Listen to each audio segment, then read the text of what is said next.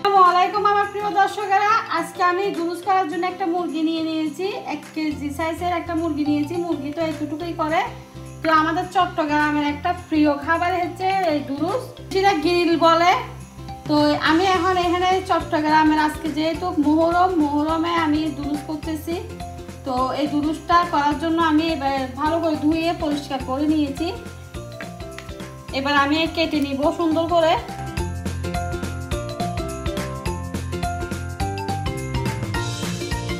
এভাবে কাটার কারণে মশলাগুলো সবগুলোর ভিতরে ঢুকবে, মুরগি আর সাদা সাদা থাকবে না মাংসটা।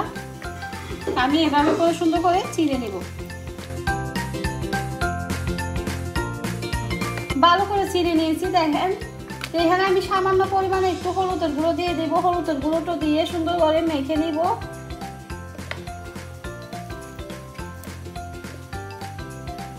অল্প পরিমাণ লবণ দিয়ে দিলাম, দিয়ে এবার ভালো করে মেখে নিব।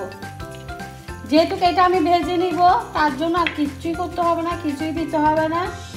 আসলে আমাদের মা খালারা কি করে, জামাই আসলে এরকম দুরুস করে, দুরুসটা পাতে দিয়ে দেয়। তো কোন কোন অঞ্চল আছে আমি জানি না। আসলে আমাদের চট্টগ্রামে দুরুসটা দেওয়া রীতি বলে ধরা যায়, দায়িত্ব বলে ধরা যায়। দুরুসটা না দিলে অনেক কথা বেড়ে যায়। এবার আমি একটা প্যানে তেল দিয়ে দিব, দিয়ে সুন্দর করে ভেজে নিব। হালকা পরিমাণে তেল দিয়ে দিব।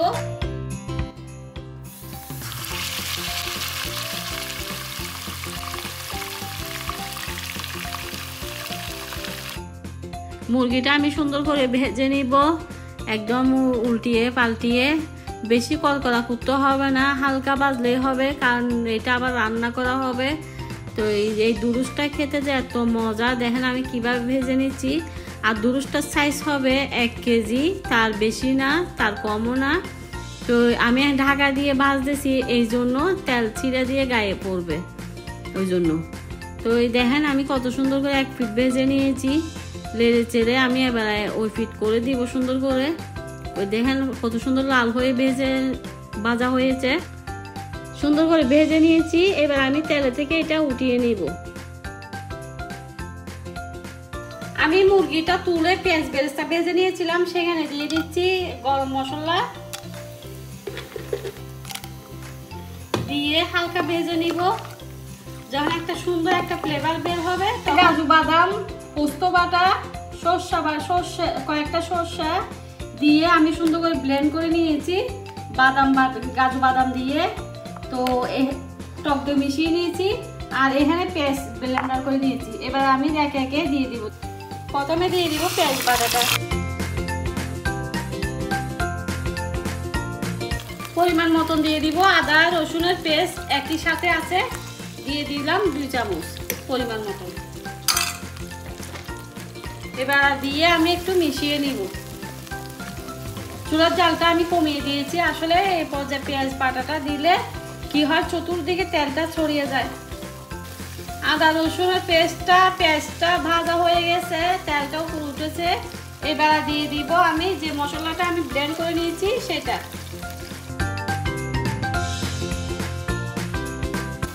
এবার নেড়ে চেড়ে আমি যতক্ষণ পর্যন্ত এই মশলার উপর তেল বেশি না ওঠে ততক্ষণ পর্যন্ত আমি কষিয়ে নিব। এবার আমি একটা ঢাকা দিয়ে ঢেকে দিব। আমি মশলাটা কষিয়ে নিয়েছি। এই পর্যায়ে বাকি যে মশলাটা সেটা দিয়ে দিব। এখানে দিয়ে দিচ্ছি আমি লালের জন্য একটু গুঁড়া মরিচ। আমার মেয়ে আবার মিষ্টি খেতে কম পছন্দ করে, তাই পরিমাণ মতন দিয়ে দিলাম লবণ। লবণটা কম করে দিবেন, যদি শর্ট করে তাহলে দিতে পারবেন, কোনো সমস্যা নেই। বেশি হয়ে গেলে তাহলে খাবারের স্বাদটাই নষ্ট হয়ে যাব। জিরের গুঁড়ো দিয়ে দিলাম, ধনিয়ার গুঁড়ো দিয়ে দিলাম।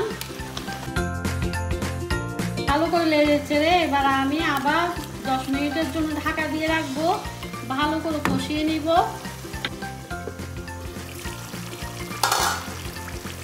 মশলাটা কষানো দেখেন একদম কমপ্লিট, খুব সুন্দর একটা ফ্লেভার বের হয়েছে। এবার আমি এখানে 1 চামচের মতন টমেটো কেচাপ দিয়ে দিচ্ছি। আমার মশলাটা কষানো একেবারে কমপ্লিট। তো আমি এখানে দিয়ে দিব, আমি যে আস্ত মুরগিটা ভেজে রেখেছিলাম সেটা আমি এখন দিয়ে দিব।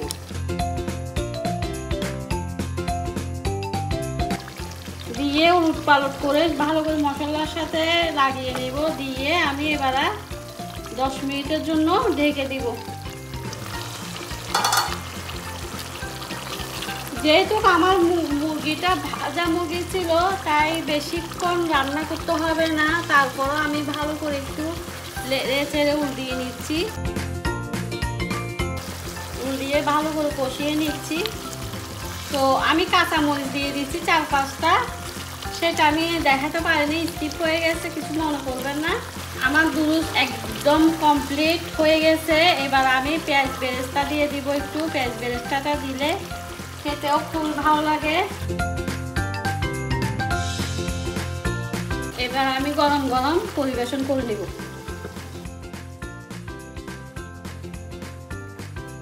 রেডি হয়ে গেল আমার চট্টগ্রামের স্বাদের দুরুস। দুরুসটা খেতে যে এত মজা লাগে কি আর বলবো। টেবিলে যখন দিব এটা কারাকারি করে খেয়ে নিবে। আসলে এত একটা স্বাদের একটা জিনিস। আমরা যখন বিয়ে বাড়িতে যাই, আত্মীয় স্বজনের বিয়ে বাড়িতে যাই, জামাইয়ের সাথে বসি, বউর সাথে বসি, এভাবে দুরুসটা আমরা রেডি করে খেতে পারি। খুবই মজা কি আর বলবো। তো অল্প মশলায় অল্প খরচায় আমি আজকে চট্টগ্রামের দুরুস তৈরি করে নিলাম। তো এই দুরুসটা দেখতে কেমন হয়েছে অবশ্যই কমেন্টে জানাবেন, আর খেতে কেমন হয়েছে সেটা আমি বলবো। তো আপনারা ভালো থাকবেন, আমার ফেসবুক পেজটা ফলো দিয়ে দিবেন, কুকিং চ্যানেলটা সাবস্ক্রাইব করে দিবেন, বেশি বেশি করে কমেন্ট করবেন, তাহলেই আমি আনন্দিত হব, আরও উৎসাহ পাবো রেসিপি দিতে। আর আপনারা যদি আমার দিকে না তাকান, আমার চ্যানেলকে ফলো না করেন, তাহলে তো আমার মনটা খারাপ হয়ে যাবে। তা আপনারা ভালো থাকবেন। আল্লাহ হাফেজ, আসসালামু আলাইকুম।